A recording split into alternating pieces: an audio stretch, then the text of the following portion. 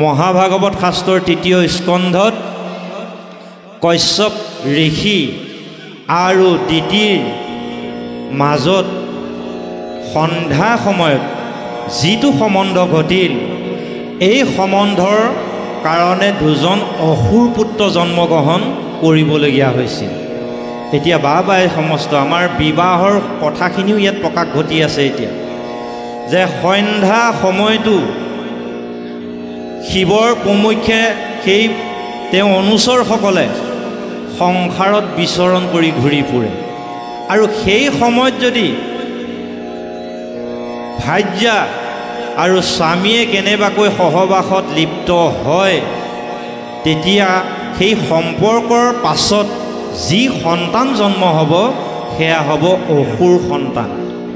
এতিয়া বাই সমস্ত সেইকাৰণে আমাৰ যুৱক যুৱতীসকলে বিবাহৰ আগতে কৃষ্ণক সুদৃঢ় হৈ ভাগৱতৰ কথা শ্ৰৱণ আৰু কীৰ্তন কৰিব লাগে।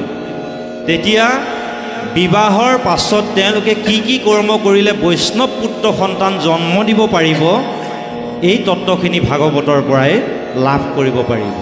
এতিয়া সমস্ত এই সন্ধ্যা সময়টো বোলে একেবাৰে শিৱৰ প্ৰমুখ্যে দেৱতা সমস্তই এই সংসাৰত ভ্ৰমি ফুৰে, তেওঁলোকে নেদেখা স্থান ক'তো নাই। যিমান গুপ্ত স্থানতে স্বামী স্ত্ৰীয়ে সম্পৰ্ক নঘটাক কিয় তেওঁলোকে বোলে দেখা পায়। সেইকাৰণে সেই সময়টোত আমি কোনো কাৰণতে স্বামী স্ত্ৰীয়ে সম্পৰ্ক ঘটাব নালাগে। আৰু এয়া হ'ল পূৰ্বৰ জন্মৰ কথাখিনি ইয়াত সম্বন্ধ ঘটি আছে, যে পূৰ্বতে জয় বিজয়ে বৈকুণ্ঠৰ দ্বাৰৰক্ষী আছিল। এই দ্বাৰৰক্ষী হৈ থকাৰ সময়ত প্ৰথমেই প্ৰভু ভগৱন্তৰ কৃষ্ণৰ ভাৰ্যা লক্ষ্মী দেৱীক সেইসকলে এটা বেয়া দৃষ্টিৰে কামনা দৃষ্টিৰে চাইছিল। প্ৰথমতে কিন্তু লক্ষ্মী দেৱীৰ পৰাও সেই জয় বিজয়ে অভিশপ্তই হৈ আছিল। আমাৰ গুৰুজনাই কীৰ্তনত উল্লেখ কৰিছে, প্ৰভু ভগৱন্তৰ কৃষ্ণই জয় বিজয়ক কৈছিল, হেৰা জয় বিজয়, আমাৰ পাশক আশে লক্ষ্মী তাংক নিবাৰিলা দুয়ো দেখি, উধে বুলিলন্ত লক্ষ্মী সাপি হৈয়োক অসুৰ দুয়ো পাপি।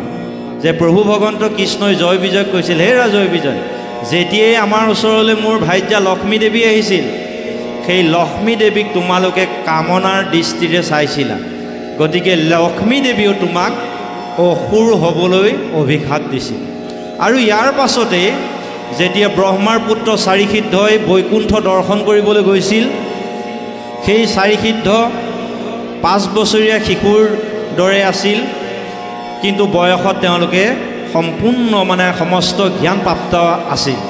আৰু সেই চাৰিসিদ্ধক দেখা পাই জয় বিজয় বৈকুণ্ঠৰ পৰা খেদি পঠাইছিল। তেনে এটা মুহূৰ্ততে চাৰিসিদ্ধইও অভিশাপ দিছিল, আৰু সেই জয় বিজয়ে এটা সময়ত আহি তেওঁলোকে অসুৰ হিচাপে জন্মগ্ৰহণ কৰিছিল। এতিয়া বাই সমস্ত বহুতো পৰমাৰ্থিক তত্ত্ব ইয়াত লুকাই আছে, যে জয় বিজয়ে বৈকুণ্ঠত তেনেধৰণৰ এটা অপকৰ্ম কিয় কৰিলে? কাৰণ বৈকুণ্ঠততো কাম ক্ৰোধ লোভ মোহ নাছিল, জৰা মৃত্যু নাছিল, তেওঁলোকৰ মনত কিয় এইবিলাক ভাৱ আহিল বাৰু? এয়া প্ৰভু ভগৱন্তৰ কৃষ্ণই বাৰ্তা দিছে এই সংসাৰত থকা ভকতসকলক, যদিহে জয় বিজয়ৰ দৰে আচৰণ কৰি থাকে এই সংসাৰত, সেইসকল ভকতে কোনো কাৰণতে বৈকুণ্ঠলৈ যাব নোৱাৰিব। গতিকে বাই সমস্ত এয়া ভগৱন্তই দিছে বাৰ্তা। আৰু এই বৈষ্ণৱৰ লক্ষণসমূহ কি কি, এইখিনি কথা জানি পেলাই যদি আমি ভকতি কৰোঁ, তেতিয়াহে বৈকুণ্ঠলৈ যাব পাৰিম। আৰু সেইকাৰণে পদ্মপুৰাণৰ স্বৰ্গৰ খণ্ডত প্ৰভু ভগৱন্ত কৃষ্ণই ব্ৰহ্মাক কৈছিল, হেৰা ব্ৰহ্মা, বৈষ্ণৱজনৰ লক্ষণটো কেনেকুৱা তুমি শুনা। যে বৈষ্ণৱজনৰ আৰু শুনিও লক্ষণ, মাতৃসম দেখিবেক পৰ দ্বাৰাগণ, যে বিশ্বাসম দেখিবেক পৰৰ দৈব্যক, আত্মসম দেখিবেক সমস্ত ভূতক, বেদৰ ব্যৱহাৰে কৰ্ম আচৰিব, আন দেৱতাক নিনিন্দিব নবন্দিব, পৰম নিৰ্মল হবে কৃষ্ণৰ ভকতি সেহিজন জানিবা বৈষ্ণৱ মহামতি। পৰমপুৰুষ ভগৱন্ত কৃষ্ণই ব্ৰহ্মাক ক'লে, হেৰা ব্ৰহ্মা, বৈষ্ণৱজনৰ লক্ষণটো কেনেকুৱা? পৰৰ ভাৰ্যাসকলক মাতৃ জ্ঞান কৰিব লাগিব। এতিয়া সেই জয় বিজয় কিন্তু পৰৰ ভাৰ্যাক কি কৰিছিল? কাম দৃষ্টিৰে দেখা পাইছিল, সেইকাৰণে অসুৰজনীত জন্মগ্ৰহণ কৰিবলগীয়া হ'ল। ঠিক তেনেকৈ আমি সংসাৰত থকা পৰম বৈষ্ণৱসকলে পৰৰ ভাৰ্যাক মাতৃ জ্ঞান কৰিব লাগিব। বেলেগৰ ধন ধান সা সম্পত্তি দেখি পেলাই লোভ মোহত পৰিব নালাগিব। আন দেৱ দেৱতাক নিন্দা ঠাট্টা উপহাস উপলুঙা কৰিব নালাগিব। একমাত্ৰ কৃষ্ণৰ মুখৰ বাণী আমি মানি চলি পেলাই তেওঁৰ কৰ্মসমূহ কৰিব লাগিব। এনেকৈ যদি ভগৱন্তৰ কৰ্মসমূহ কৰি যাব পাৰোঁ, তেতিয়াহ'লে সেই বৈষ্ণৱজনেহে বৈকুণ্ঠলৈ যাব পাৰিব।